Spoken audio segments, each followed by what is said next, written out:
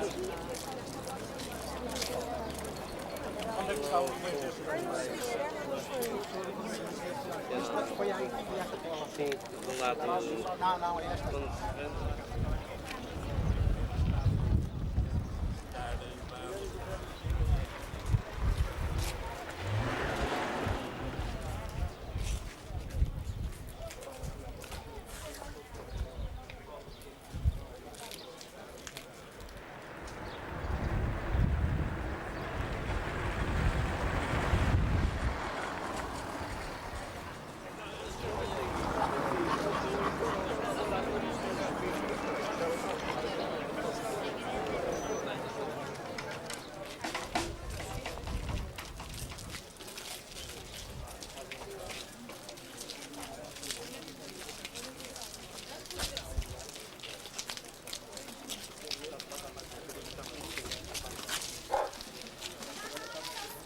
Podem aproximar-se mais um pouco as pessoas que estão presentes.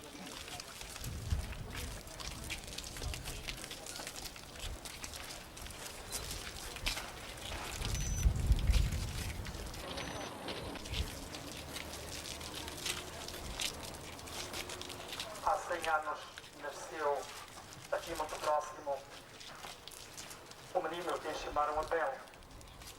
Mais tarde foi o padre Abel Bazin. Foi batizado no dia 3 de maio de 1902.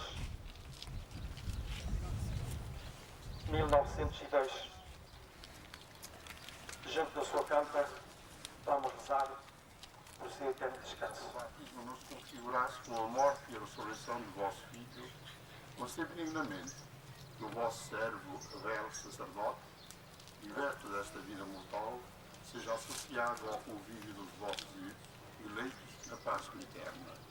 Nosso Senhor Jesus Cristo, vosso Filho, e a Deus convosco na unidade do Espírito Santo. Amém. Dai, Senhor, o eterno descanso. E entre os esplendores da luz perpétua. Descansa em paz. Amém. As almas dos fiéis de culto, a misericórdia de Deus, descansa em paz. Amém.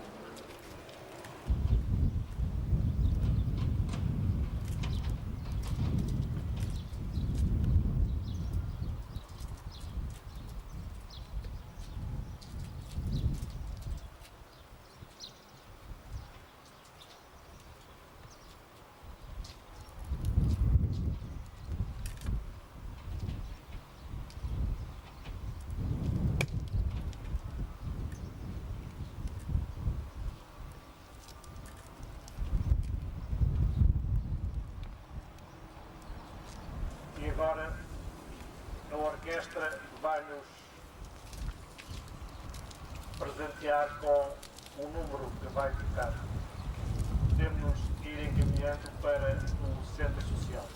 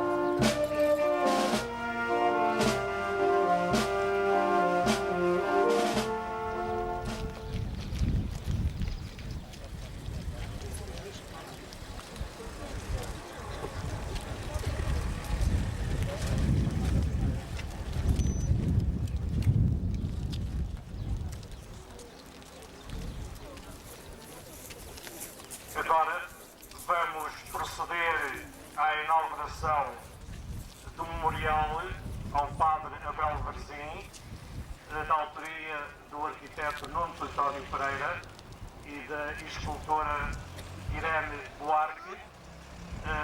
Ele depois, durante a sessão, vai ter a possibilidade de nos explicar o significado deste monumento, que são efetivamente as grandes fases da vida do Padre Abel Varzim.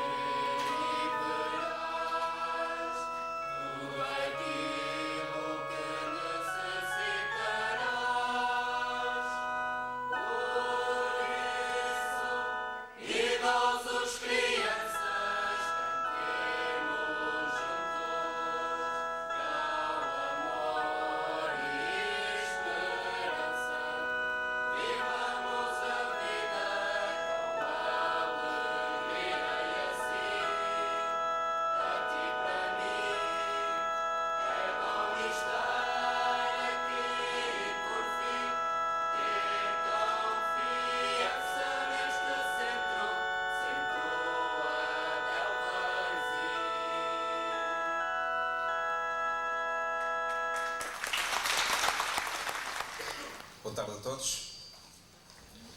Sr. Presidente da Assembleia Geral do Fórum Abel Varzim, Engenheiro Sidónio Paes, Sr. Arcebispo Emérito de Braga, D. Eurico Dias Nogueira, Sr. Representante da Secretária de Estado da Segurança Social, Dr. António Joaquim Vieira Ramalho, Sr. Vereador da Câmara Municipal, admiradores e conhecidos que ele possuía por todo o país, ao seu testemunho extraordinário de sacerdote, à forma pouco comum como ele interpretava e assumidamente vivia o Evangelho, à sua coragem e à sua coerência. Antes de mais, aceito, Sr. Arcebispo Emérito de Braga, o nosso agradecimento pela presença de Vossa Excelência Reverendíssima nestas cerimónias. Deixem-me que manifeste a minha satisfação pela presença do representante da Secretária de Estado da Segurança Social, bem como do Sr. Vereador da Câmara Municipal de Barcelos e do Sr. Vereador da Câmara Municipal da Póvoa de Varzim. A Vossas Excelências, Sr. Engenheiro Sidónio e Dra. Maria Inácia Rezola, permitam que eu agradeça o facto de terem aceitado proferir as intervenções de fundo nesta sessão.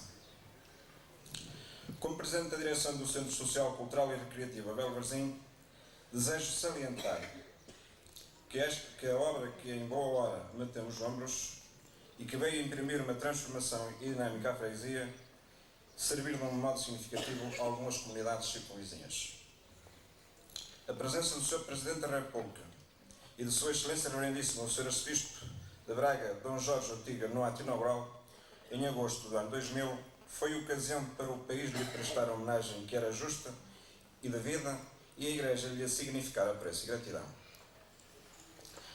A construção deste centro na sua terra natal foi a melhor homenagem que poderíamos ter prestado à memória do Padre Abel Varzim e à expressão do empenhamento que sempre devotou à causa dos que trabalham, dos mais pobres e humildes, das crianças, dos jovens que serão o futuro de Portugal e que ele desejava cada vez mais progressivo e moderno. Posso dizer-vos que este centro acolhe hoje cerca de 160 utentes nas várias valências de creche, jardim de infância, ATL, apoio domiciliário e centro-dia, e ainda a atividade de apoio à limpeza de domésticos como serviço de lavanderia. Estas são ainda complementadas por diversas ações de índole desportiva e recreativa. Confeccionamos ainda cerca de 200 refeições diárias.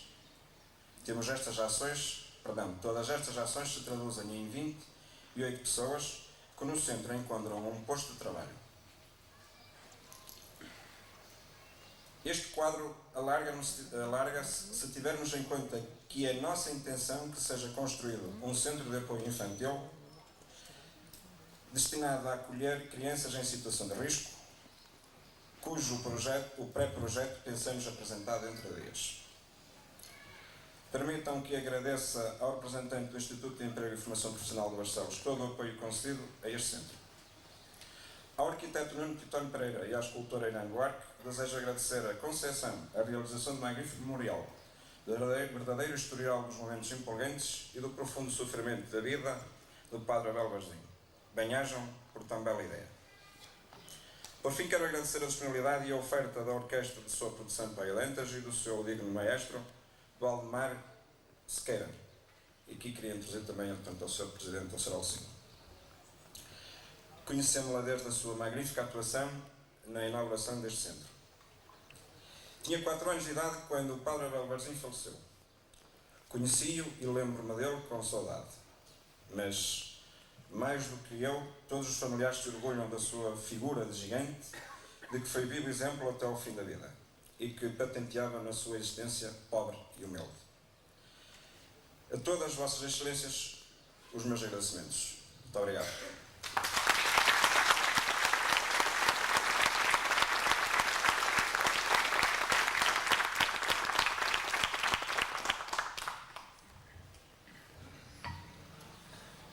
Pedi ao Sr. Arquiteto Nuno Titónio Pereira que nos dissesse algumas palavras de introdução do conceito do monumento que foi inaugurado.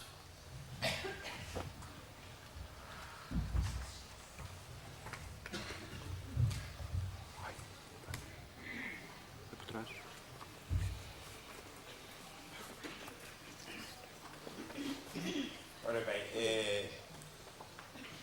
quando a direção do centro e o Fórum Belvazi me convidaram, falaram na possibilidade de construir qualquer coisa que perpetuasse, digamos assim, de uma forma física, a memória do padre Belvazi, eu pensei que, como tinha convivido muito com ele, pensei que não podia ser nada que fosse grandiloquente, nada de monumental, nada de ostensivo, tinha que ser uma coisa, digamos assim, agarrada à terra. E depois comecei a lembrar-me dos passos importantes da vida do padre Belvazi, qualquer coisa que recordasse esses passos. E então desafiei a minha mulher, Inês Duarte, artista plástica, que tem trabalhado desde há uns anos, que vem trabalhando a pedra em vários trabalhos. Desafiei a fazermos em conjunto este memorial.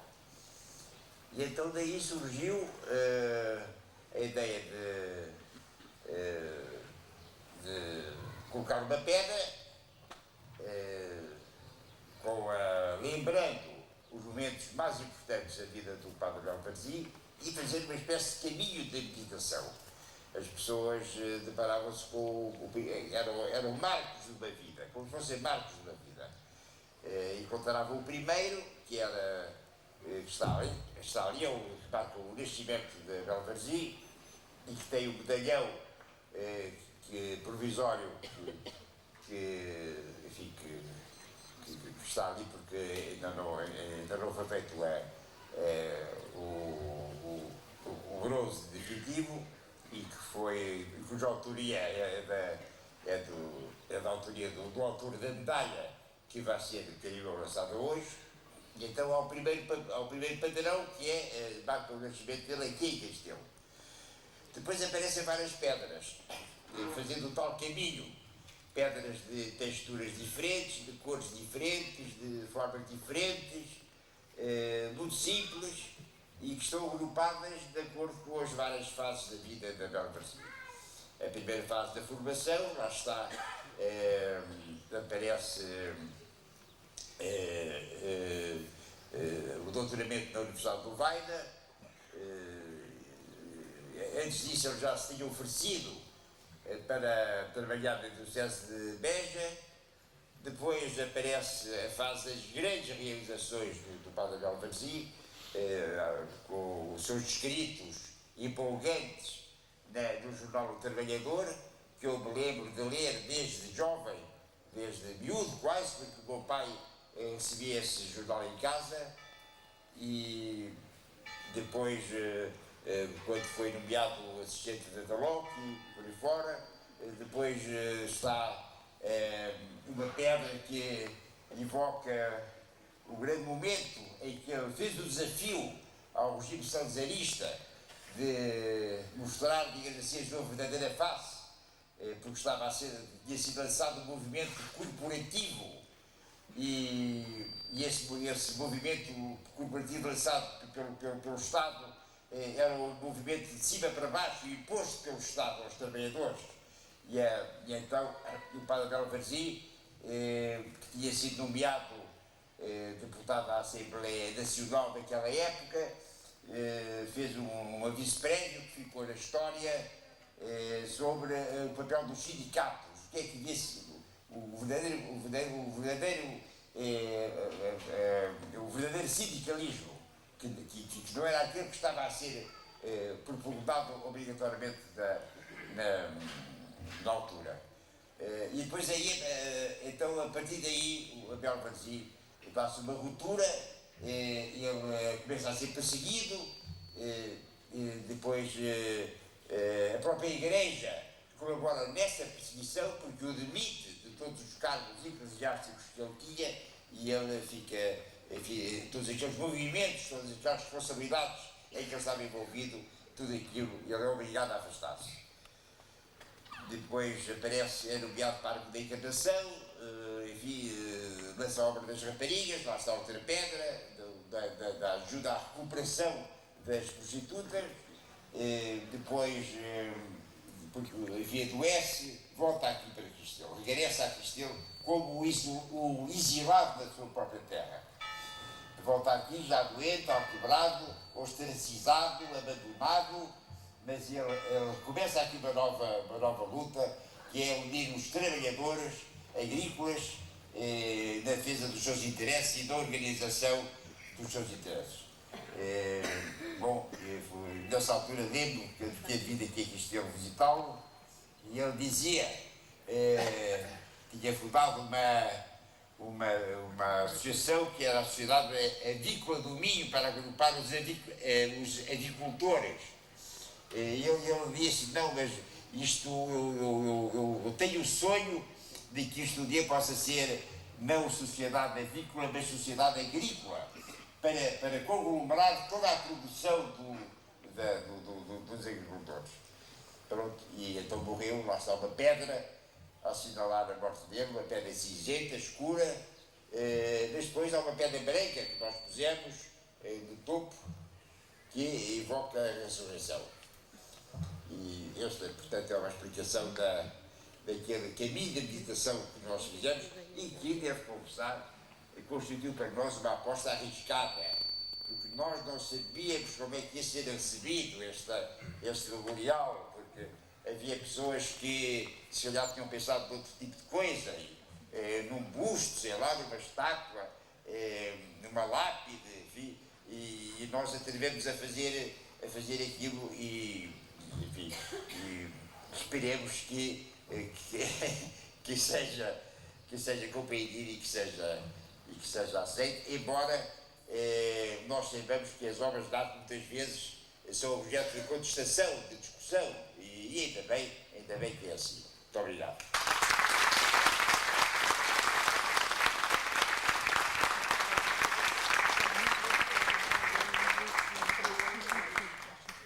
Meu caro Nuno, muito obrigado por este resumo da vida do Padre Abel e, sobretudo, pela ideia plástica que vocês tiveram e que, tendo eu também conhecido e privado e sido até dirigido espiritualmente pelo Padre Abel, posso pensar que seria um monumento de que ele gostaria. Um busto, nem pensar nisso. Uma estátua, ainda menos. Mas o percurso da sua vida, sim. E em pedra também. Foram pedras que ficaram neste país. Ora bem, cabe-nos agora à doutora Maria Inácia Rizola e a mim, por convite que recebemos, de dizer mais alguma coisa sobre o que essas pedras anunciam. Eu gostava, antes de lhe dar a palavra, de trazer aqui também um testemunho autorizado, que é o do Sr. Patriarca, Cardeal Patriarca de Lisboa, que escreveu umas palavras para dar o retrato do Padre Abel Varzim como introdução ao seu livro, que está aliás ali e que eu recomendo vivamente, bem como um outro, de que falarei mais daqui a bocadinho, e a medalha. Portanto, são estas também as recordações vivas que poderemos guardar e meditar do Padre Abel. E diz o Sr. Dom José Policarpo o seguinte: a memória do Padre Abel Varzim suscita em nós a consciência do papel profético da Igreja na sociedade concreta em que está inserida, no realismo tantas vezes violento das dificuldades e injustiças. Embora essa missão profética compita a toda a Igreja, o sacerdote pode ser o seu protagonista principal. O ministério do Padre Abel Varzim, em grande parte da sua vida exercido na Diocese de Lisboa, sublinha algumas dimensões principais dessa missão profética da Igreja. Primeiro, a defesa da dignidade da pessoa humana, percebendo que essa defesa não pode ser só teórica, mas esforço continuado de formação e promoção de cada homem e de cada mulher, em ordem a fazer deles seres livres e corresponsáveis. Segundo, privilegiar nessa luta os mais desfavorecidos, os pobres, os injustamente tratados, os marginalizados pela sociedade e pelos diversos poderes. Terceiro, o não se resignar às situações de facto, por mais duras que sejam, sabendo discernir nas circunstâncias sinais da esperança de um tempo novo. Quarto, não se deixar intimidar pelo poder estabelecido, fazendo a afirmação da liberdade como prova máxima da dignidade. E quinto, sendo fiel em todas as circunstâncias à comunhão eclesial na fidelidade à Igreja. Pois vamos agora trocar um pouco mais por miúdos este retrato, e a doutora Maria Irene Razola, que é hoje em dia uma das maiores especialistas da atividade que o Padre Abel Varzim desenvolveu e que lhe mereceu o título de apóstolo do catolicismo social.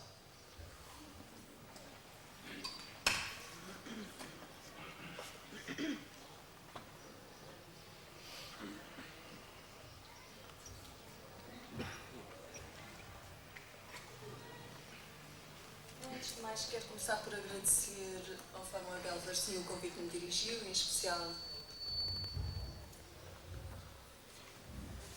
ao Sr. Dr. João Gomes, saudar todos os presentes e dizer que, apesar de já o ter feito em diversas ocasiões, para mim falar de Abel Varzim é um desafio constante, é um desafio permanente.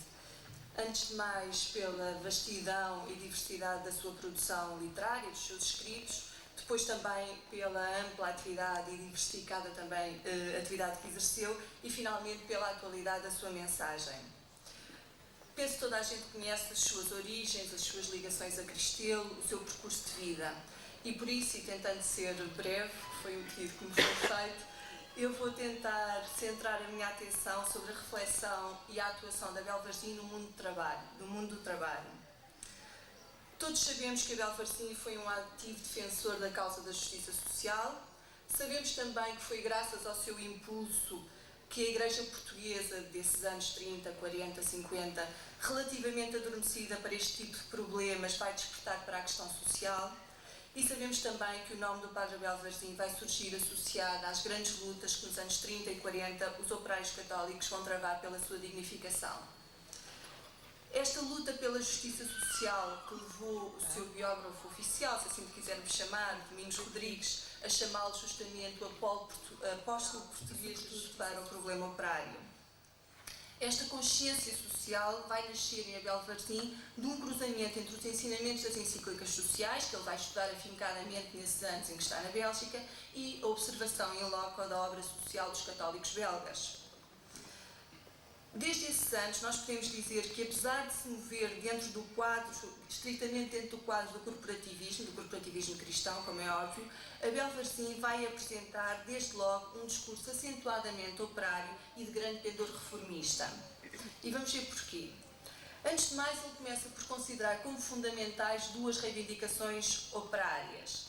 Uma delas, e vou citar um texto de Abel Varzim do ano de 1932, é que desapareça a miséria material em que se debate, em que o operariado se debate, e em segundo lugar, segundo a grande reivindicação operária que Abel Varzim apresenta como sendo justa, que lhe seja dado, refere-se ao operariado como é óbvio, que lhe seja dado um lugar na direção dos negócios, na legislação e na vida pública.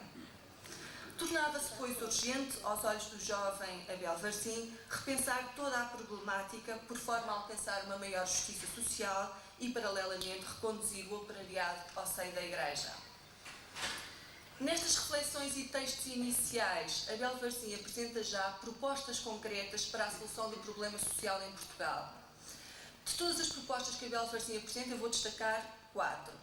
Em primeiro lugar, propõe que se proceda a um estudo da situação religiosa portuguesa e da situação no mundo operário. Em segundo lugar, fala na necessidade de preparar uma pequena elite para trabalhar junto do restante operariado, portanto, uma elite operária. Em terceiro lugar, fala numa ação direta no mundo do trabalho e, finalmente, fala na necessidade de organizar os operários. Desde muito cedo, diga-se desde já, que esta necessidade de organização é frisada por Abel Varzim. E esta ideia da Abel Varzim de que é preciso organizar os operários é tanto mais importante quanto em Portugal, nesse início da década de 30, se processava um debate relativamente forte no seio do restrito grupo do catolicismo social. E esse debate girava em torno de duas hipóteses: ou revitalizar, reconstruir os velhos círculos católicos operários, como sabemos tinham uma perspectiva muito concreta, uma perspectiva concreta acerca da questão operária, uma perspectiva assistencial, paternalista, etc., ou então criar novas organizações. Quando Abel Varzim entra neste debate, que se desenrola em torno destas duas hipóteses, ele vai começar por enunciar a sua perspectiva acerca da questão. E começa por frisar, em vários textos deste início da década de 30, que o problema operário é um problema extremamente angustioso, são palavras suas também de 1932. Diz ainda, e vou citar o padre Abel Varzim, que é preciso dar à classe operária o lugar a que tem direito incontestável, e diz ainda que a questão operária é uma questão de justiça social, o que significa que Abel Varzim está muito longe dessa perspectiva assistencial e paternalista com que o problema operário era encarado ainda em Portugal. Por isso mesmo, a solução que aponta é que se constituam sindicatos católicos, sindicatos operários. Em suma, o que é que nós podemos concluir acerca deste percurso e da reflexão desenvolvida por Abel Varzim neste início da década de 30? Nós vemos que desde este período, Abel Varzim vai surgir como uma espécie de sensibilidade radical no contexto do conservadorismo da sociedade e da Igreja Portuguesa da época.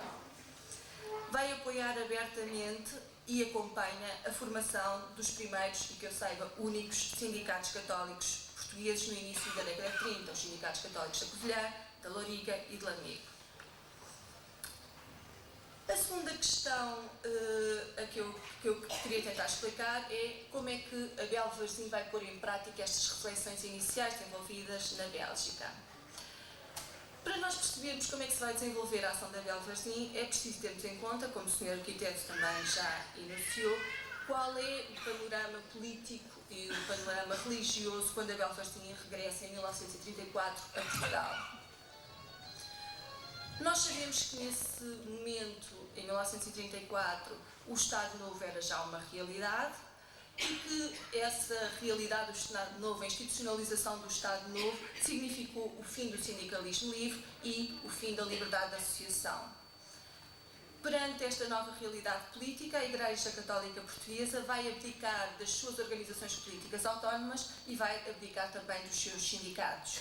E opta, como sabemos, pela reorganização que se vai traduzir na criação da Ação Católica Portuguesa e, no que diz respeito ao operariado, na criação da LOC. Como é que Abel Varzim olha todas estas mudanças? Ainda antes da institucionalização formal do Estado Novo, como sabemos acontece em 1933, com a publicação da nova Constituição Política, Abel Varzim vai tomar uma primeira posição quanto à nova situação, neste caso ainda a ditadura militar portuguesa, afirmando que, e cito um texto dele do início dos anos 30, a opinião de tantos católicos portugueses de que a ordem se restabelecerá com a energia da polícia e da ditadura é um paliativo que não poderá, na Constituição Política de 1933, o Estatuto do Trabalho Nacional e todos os decretos que vão dar vida à ordem corporativa salazarista. Abel Varzim vai revelar mais uma vez uma atitude bastante crítica. Segundo Abel Varzim, estamos perante, como diz o Sr. Arquiteto, um corporativismo imposto pelo Estado, imposto de cima para baixo, e não um corporativismo de associação, como propunha a doutrina social da Igreja. Ou seja, em Portugal existia um corporativismo estatal com ausências de liberdade e não o corporativismo de associação que a Igreja propunha. Apesar de todo este ceticismo quanto à nova ordem, Abel Varzim vai admitir inicialmente a possibilidade de uma colaboração. Ele acredita no corporativismo, na sua fórmula cristã, como é óbvio, mas pensa que o corporativismo português, apesar de estatal e dirigista, pode ser cristianizado. Por isso mesmo, ele vai tentar proceder àquilo que eles chamam um assalto à ordem corporativa e vai apelar à sindicalização dos católicos.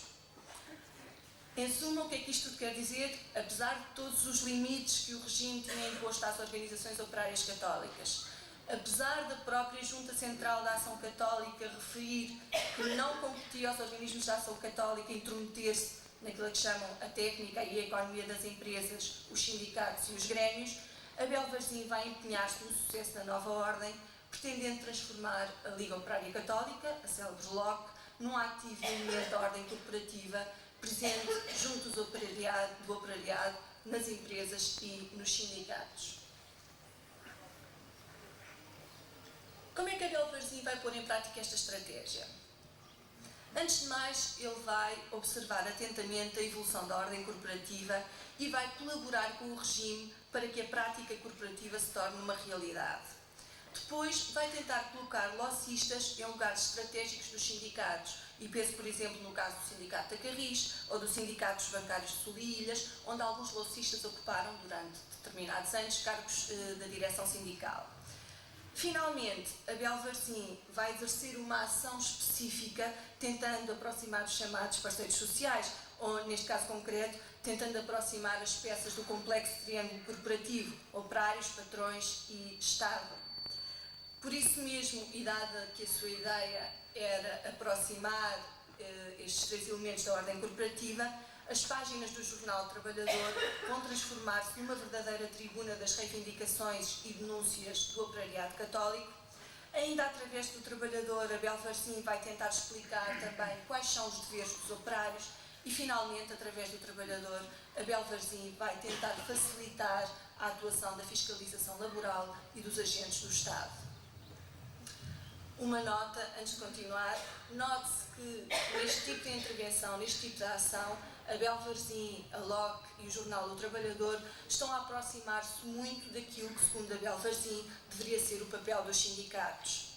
As grandes questões que colocam, que denunciam, que debatem ao longo destes primeiros anos de vida da LOC, tendo em vista a resolução dos problemas operários, fazem parte daquilo que Abel Varzim considera serem as funções dos sindicatos, ou seja, o combate ao desemprego, o combate pelo cumprimento do horário das 8 horas de trabalho, o respeito pelo descanso dominical, a luta por um salário justo, a proteção do trabalho infantil e feminino, etc, etc, etc. Qual é que vai ser o acolhimento a toda esta intervenção, a toda esta ação de Abel Varzim? Nós sabemos que Abel Varzim teve frequentemente problemas e que estes surgiram não apenas no seu relacionamento com o regime, que são os mais conhecidos e sobre os quais já irei falar. Teve, antes de mais, problemas em fazer compreender a sua mensagem no próprio mundo do trabalho. Se nós lermos os seus escritos, e tal como fez o Sr. Engenheiro Sidónio Paes, eu recomendaria a leitura desta coletânea de textos, porque está muito significativa acerca do pensamento de Abel Varzim sobre todas estas questões. Nesses escritos, nós encontramos queixas frequentes de que a classe operária não entende a sua mensagem, não entende os benefícios da sindicalização, não entende que, mesmo correndo riscos, deve denunciar as arbitrariedades a que está sujeita. Paralelamente, nós vemos que a mensagem e a ação de Abel Varzim são também mal entendidas pelo patronato. Para muitos, Abel Varzim é um instigador da revolta operária, é um subvertor que pretende retirar os privilégios aos ricos, é um marxista, etc. Se no mundo do trabalho, entre operários e patrões, Abel Varzim encontra sérias dificuldades, como nós sabemos, o poder instituído também não vai reagir melhor à sua intervenção. Ele teve, como todos sabemos, e por isso vou ser muito sintética, bastantes problemas com o regime. Como acabei de referir, apesar de todas as suas dúvidas quanto às virtualidades do sistema imposto por Salazar, Abel Varzim acreditou que era possível mudar, que era possível transformar a ordem estabelecida trabalhando a partir do seu interior. Por isso, empenhou-se nos primeiros anos da década de 30 no bom funcionamento da ordem corporativa e, em concreto, dos sindicatos nacionais. Mas, à medida que os anos vão correndo, Abel Varzim começa a ter dúvidas. Em 1938, por exemplo, ele vai escrever um duríssimo artigo nas páginas do Trabalhador em que denuncia aquilo que chama a guerra aberta que muitos patrões fazem aos sindicatos, chegando mesmo a despedir dirigentes sindicais. Cruzarão os braços das autoridades corporativas? Interroga-se Abel Varzim nesse artigo de 1938. E, nesse mesmo ano, em carta a Salazar, dirá: com situações assim, custa muito colaborar. A entrada de Abel Varzim como deputado à Assembleia Nacional, que vai coincidir com a legislatura de 1938 a 1942, vai abrir novas, mas efêmeras perspectivas de uma mais intensa colaboração. Abel Varzim, ao aceitar o cargo de deputado, acreditou que esta seria a melhor forma de garantir que as reivindicações operárias seriam escutadas pelo poder estabelecido, mas, como sabemos, rapidamente a sua voz vai se tornar incómoda. Ao longo dos anos, as críticas de Abel Varzim sobem de tom, numa crescente denúncia dos problemas de que enfermava a ordem salazarista, e denuncia, por exemplo, a falta de preparação dos dirigentes sindicais, a resistência patronal, a ineficácia da fiscalização, a pouca força dos organismos corporativos, etc. Em suma, o que é que tudo isto queria dizer? Abel Varzim denuncia a falta de eficácia da ordem corporativa estatal, se não mesmo o seu fracasso, como uma proposta para a resolução da questão social.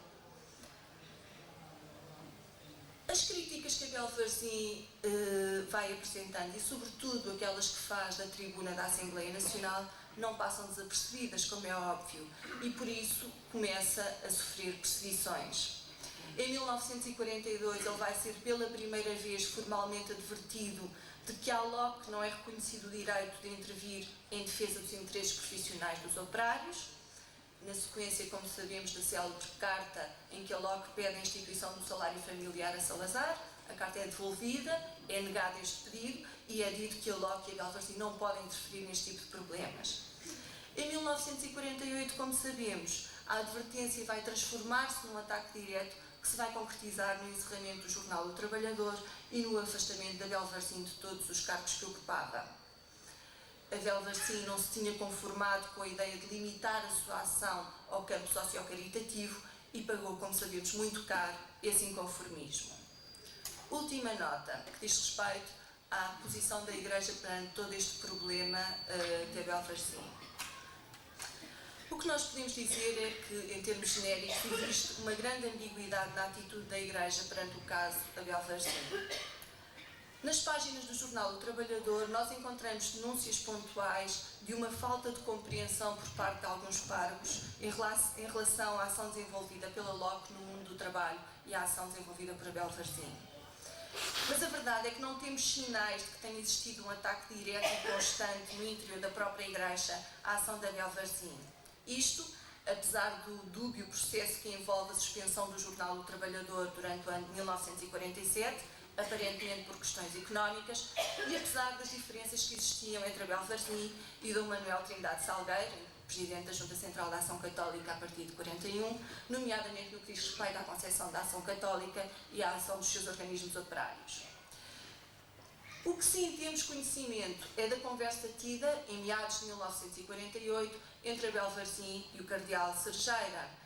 Essa conversa está transcrita no diário do padre Abel Varzim e passo a citar uma passagem muito curta. Abel Varzim, relatando essa conversa tida em meados de 1948 com o cardeal Serjeira, diz: "O senhor cardeal disse-me que tinha dois caminhos a seguir: cobrir-me e sofrer as consequências de uma má vontade do Estado, ou então guardar-me como uma reserva da Igreja, porque, acrescentou, esta situação política não pode durar muito." O que é que isto quer dizer? Que as pressões do regime para silenciar Abel Varzim acabavam por ser bem-sucedidas. Com o afastamento de Abel Varzim, nós podemos dizer que a paz salazarista é restabelecida. Mas este acabará, como eu costumo dizer quando falo de Abel Varzim, por ser um erro tático do próprio Salazar. E porquê? Porque o que nós sabemos é que Abel Varzim, mesmo nos momentos de maior desencanto, sempre revelou um caráter conciliador. Muitos dos que, depois dele, se vão empenhar na causa da justiça social, como sabemos, nem sempre vão ser tão discretos, tão prudentes e tão conciliadores como Abel Varzim foi. Abel Varzim ousou o impossível: criticar o regime e lutar pela dignificação da classe operária, e por isso sofreu as consequências desta atitude.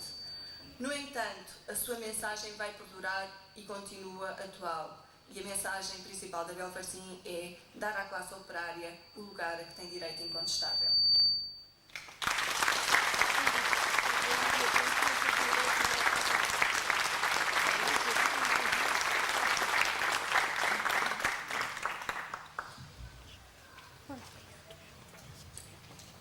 doutora Maria Inácia Rezola, como eu tinha anunciado, uma das principais especialistas da atividade de natureza social do Padre Abel Varzim, deu-nos aqui uma imagem sintética, mas viva, do que foi essa ação e que, como eu já disse, ela também o tornou no apóstolo do catolicismo social.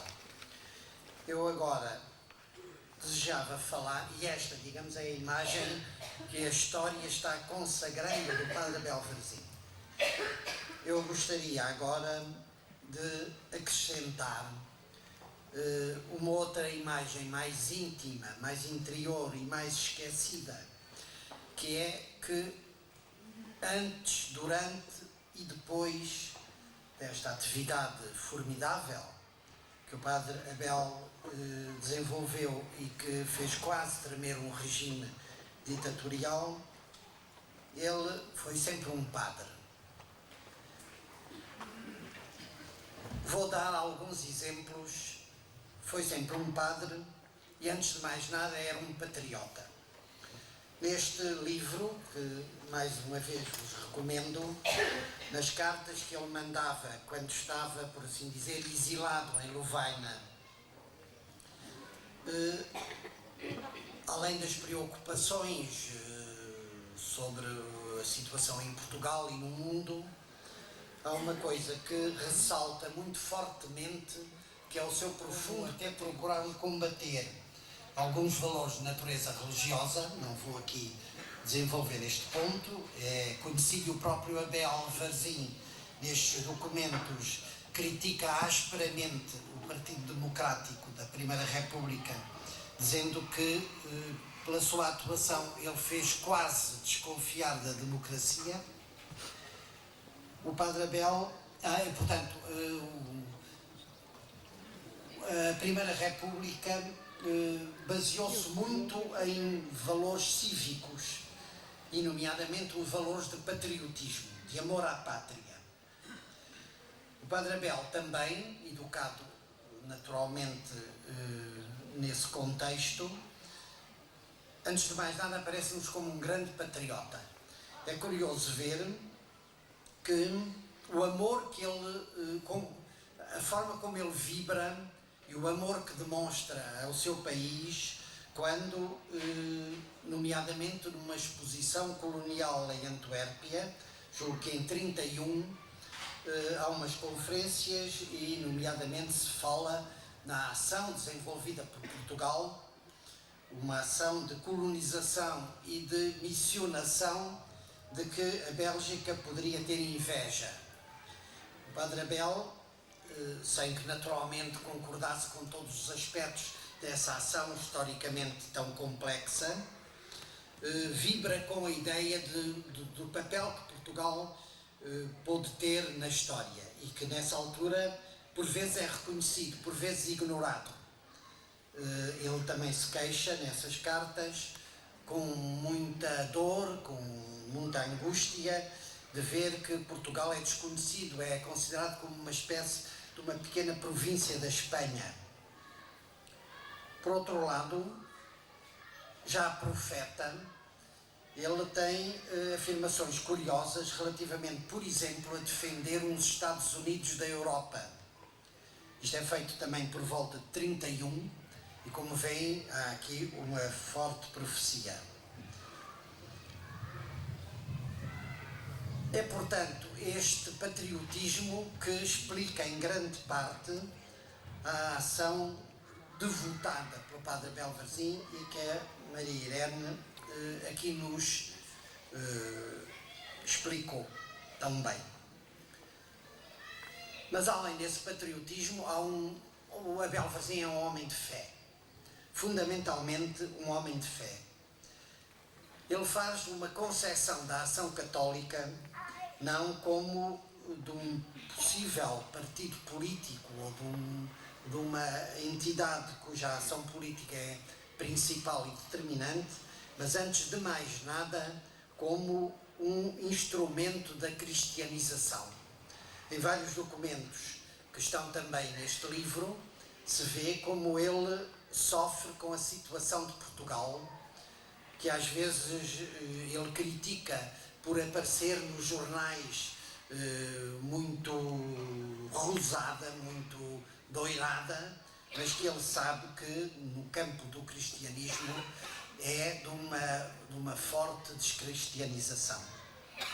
Então ele concebe desde logo, já na Bélgica, a ação católica dentro da ideia pontifícia que presidiu à sua criação, como um instrumento do apostolado dos leigos, de desenvolvimento do apostolado dos leigos, sobre a orientação da hierarquia, mas realizado naqueles locais, naqueles meios sociais em que só os leigos tinham uma possibilidade de aceitação e de intervenção. Ele, nomeadamente, depois, quando vem para Portugal,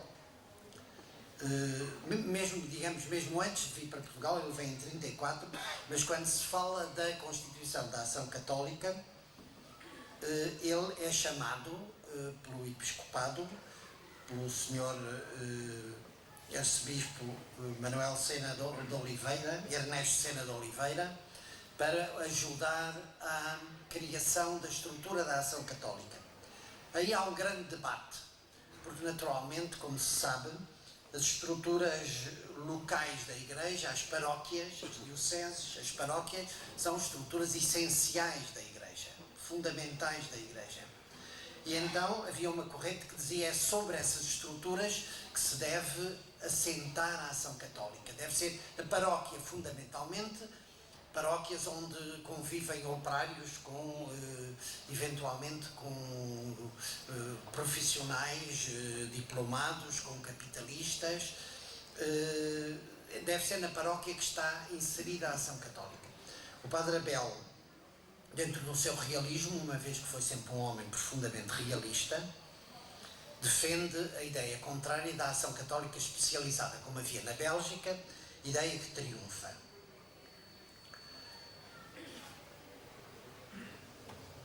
Abel Varzim sempre uma vocação sacerdotal. E, como assistente da Ação Católica, eu posso testemunhar, uma vez que o conheci em várias recoleções da LUC, que era um homem profundamente espiritual.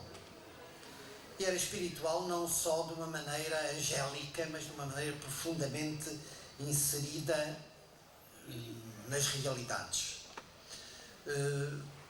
Nomeadamente aqui num artigo que ele escreve para o Trabalhador, e que tem o nome sugestivo de A Grande Farsa, ele vem denunciar, num contexto que era o isto é em 38, da Guerra de Espanha, em que os católicos portugueses tremem com o que está a acontecer em Espanha e viram-se subitamente, como também os políticos, para a religião, como uma base auxiliar do regime. Então ele considera que esse catolicismo um pouco objetivado, interesseiro, é uma grande farsa, e escreve o seguinte: o cristianismo foi ensinado por Cristo e não por esses fariseus que andam para aí a agarrar-se ao cristianismo na estulta ideia de salvarem as burras e o comodismo da vida que têm levado e querem continuar a levar. E qual foi o cristianismo ensinado por Jesus Cristo? Qual é a marca que nos distinguirá dos que não são cristãos? E cita São João, o Evangelho segundo São João. Nisto conhecerão todos que sois meus discípulos, se tiverdes amor uns aos outros, disse Jesus. E continua a citar: o meu mandamento é este, que vos ameis uns aos outros como eu vos amei a vós. Cá está a marca do cristianismo e dos cristãos, apontada pelo próprio Cristo. Só é discípulo seu aquele que ama o seu semelhante como ele, o Senhor, nos amou, isto é, até dar a sua vida por nós. E São João Evangelista explica dizendo: assim como Cristo deu a sua vida por nós, assim nós devemos dar a nossa vida pelos nossos irmãos.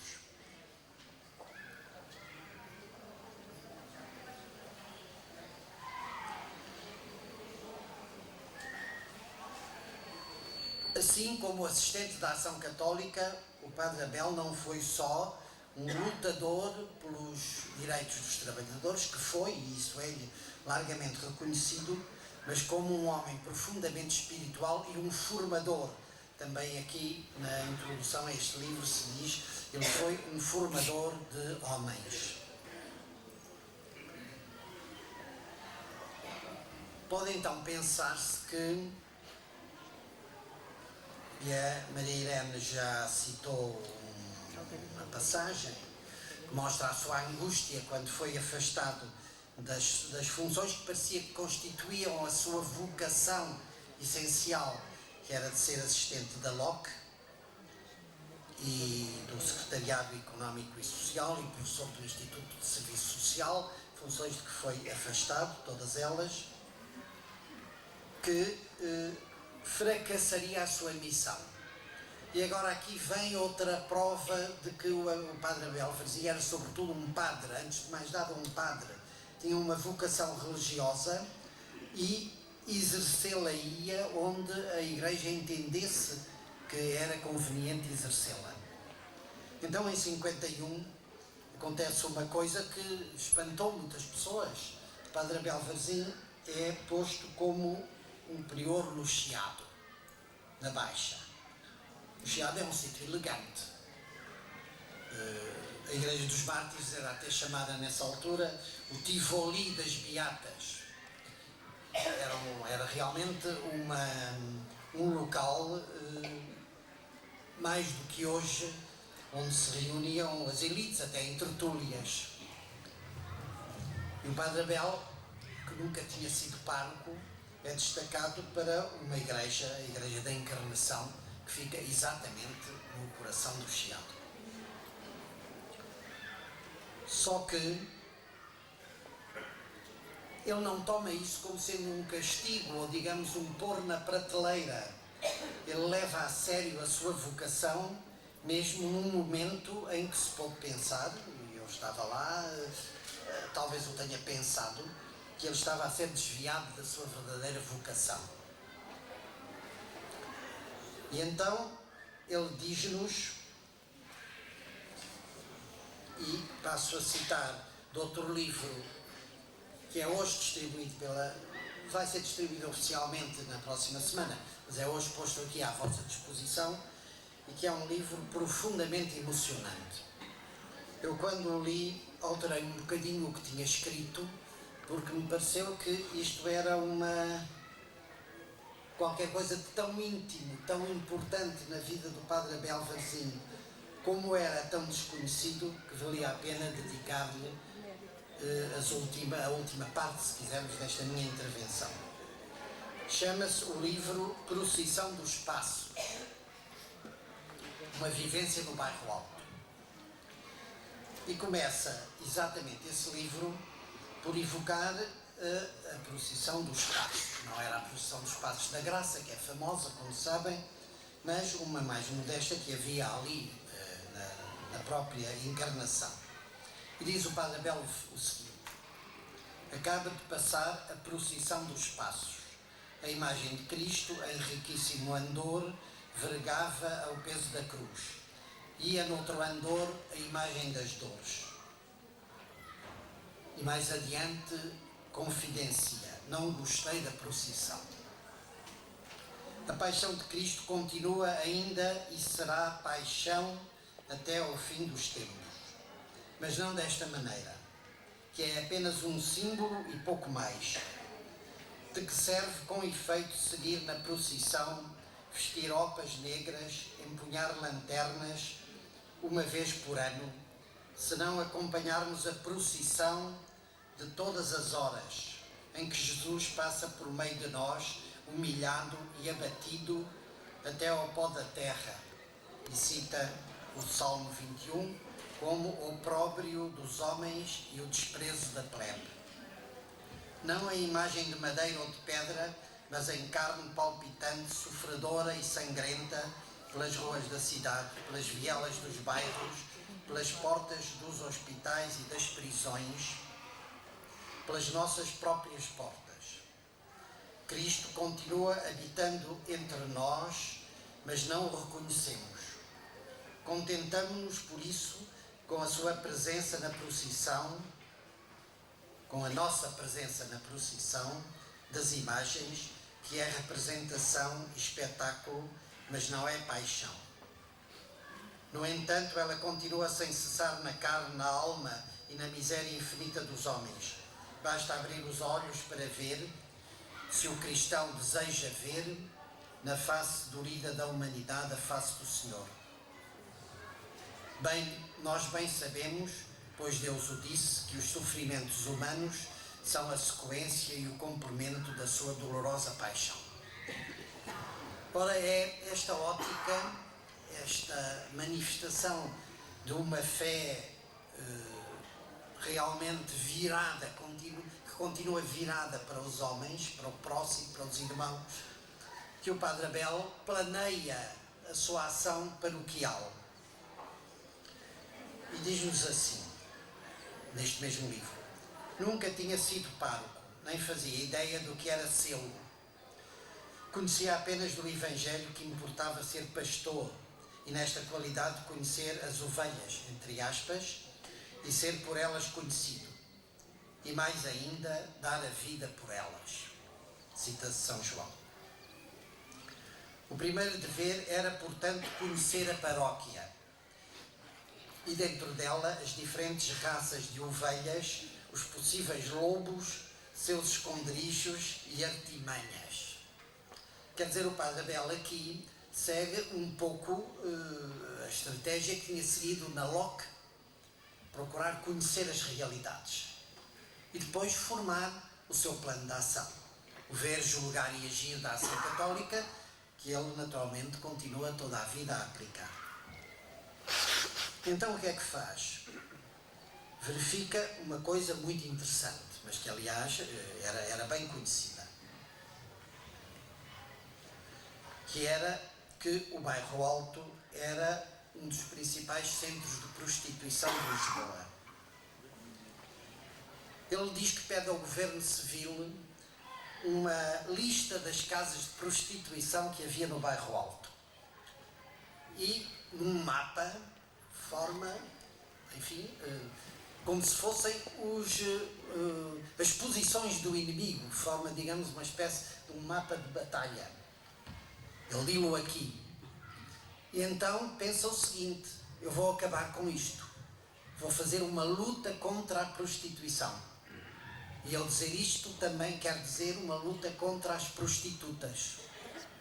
Bom, agora reparem bem, e isto é extraordinário, o Padre Abel foi uma pessoa que passou por muitas vicissitudes, mas elas levaram-no-se sempre a um crescimento interior, a uma conversão continuada.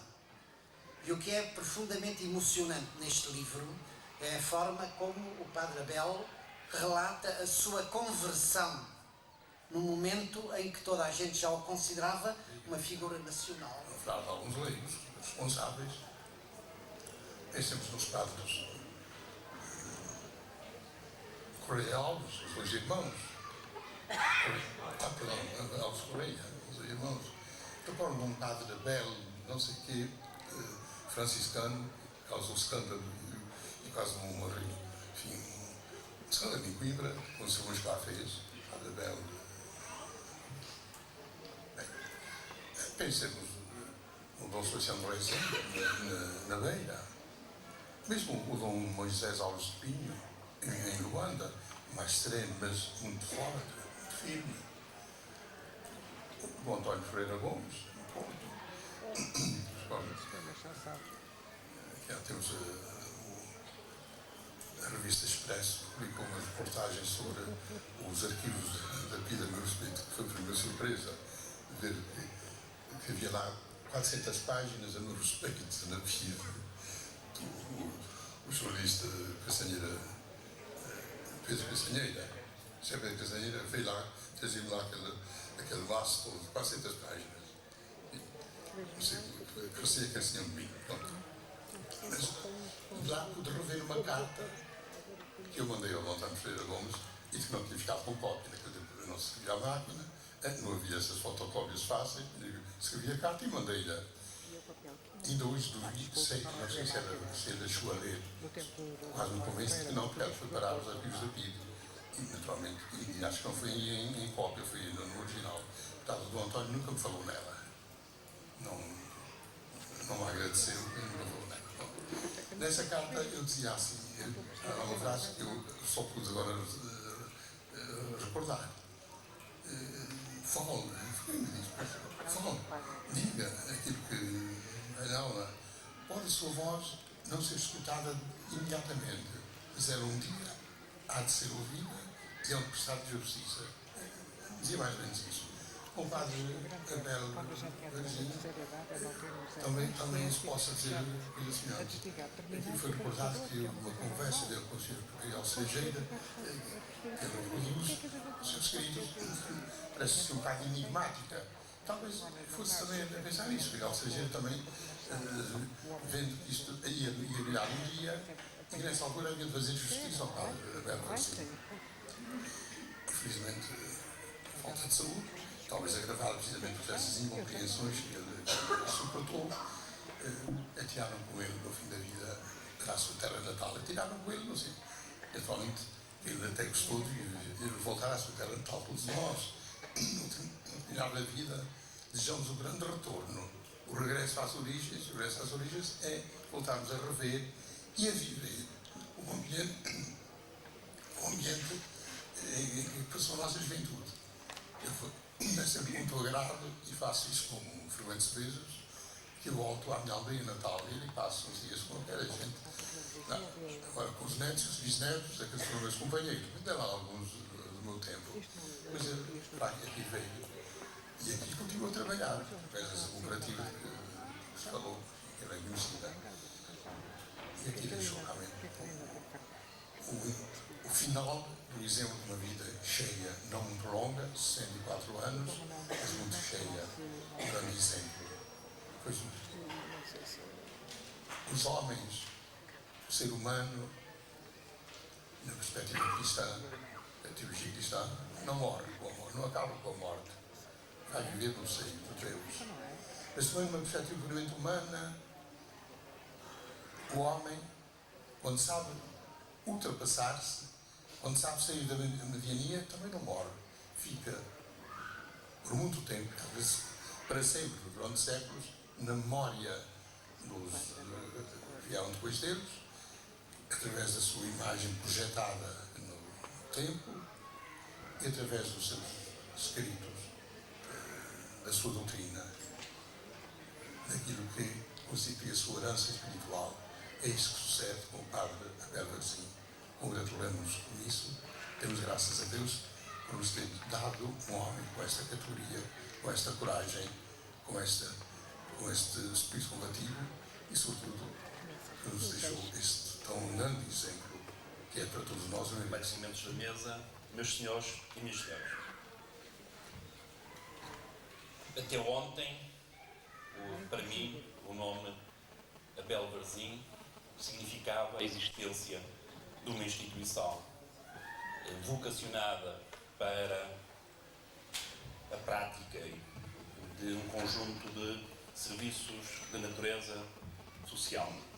Confesso mesmo que a primeira vez que recebi um documento com a denominação de Abel Verzinho, subjetivamente pensei que se tratava de uma instituição da Póvoa de Varzim e pensei que nem pertencia, de facto, à minha área de intervenção, e depois fui conferir a direção e percebi que, embora me associasse imediatamente a Póvoa de Varzim, afinal era alguém de Barcelos e, portanto, uma instituição de Braga, logo eu teria, obviamente, que ter em consideração.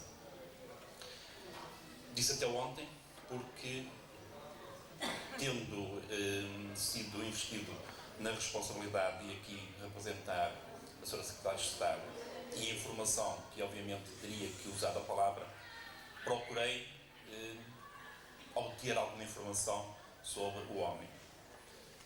Foram enviados 2 livros, aqui pelo Centro Social, que eu agradeço, e folhei de uma forma obviamente cruzada e rápida, mas percebi que estava perante um homem excepcional.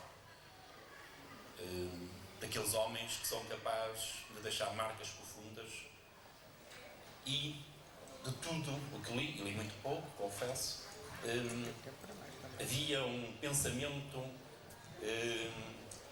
que me ficou marcado e tem a ver com a concepção da organização, com o relevo que ele dava à componente da organização enquanto instrumento de ação cotidiana. Hoje, por força dos testemunhos e das comunicações, tornei-me mais rico, conheci uma parte de um homem que de facto marca claramente quem o conheceu ou quem conhece a sua obra. Desse ponto de vista, em meu nome pessoal e fundamentalmente enquanto homem, quero agradecer o convite que me foi feito porque me permitiu um crescimento humano. Gostaria depois de sublinhar e de individualizar no Presidente do Centro Social e no seu Presidente do Fórum, Abel Salazar. Abel Varzim, peço desculpa. Abel Salazar também foi um homem importante. Foi um homem importante. Às vezes os extremos tocam-se. Não, o Abel Salazar também foi importante. Embora noutra área. No sentido de que, se por um lado, no memorial extremamente belo e felicito os criadores porque, conhecendo a explicação que foi dada e um pouco agora da personalidade do homenageado, julgo que de facto é um monumento de uma grande dignidade e de uma grande identidade com o homem, mas dizia eu que não ficamos só pelo memorial, não ficamos só pelas marcas das pedras que sinalizam os grandes momentos. Os homens e mulheres que o viram nascer, que receberam o seu legado, continuaram não só a perpetuar o seu nome, e por isso hoje é possível realizar um evento como este com o público que aqui temos, portanto continuamos a homenagear o homem e a difundir a sua obra, mas também a colocar outras marcas no terreno, outras pedras que são fundamentais e que são, do meu ponto de vista, tributos ao Padre Abel Varzim e de qual este centro social e os serviços diversificados que aqui são prestados às populações são, do meu ponto de vista, relevantes. Julgo que ele teria imenso orgulho e que seria claramente um impulsionador de uma obra como esta. E julgo que é desta forma que podemos melhor homenagear o homem. Todos continuando a recordar, mas fundamentalmente a colocar no terreno os seus ensinamentos. Muito obrigado.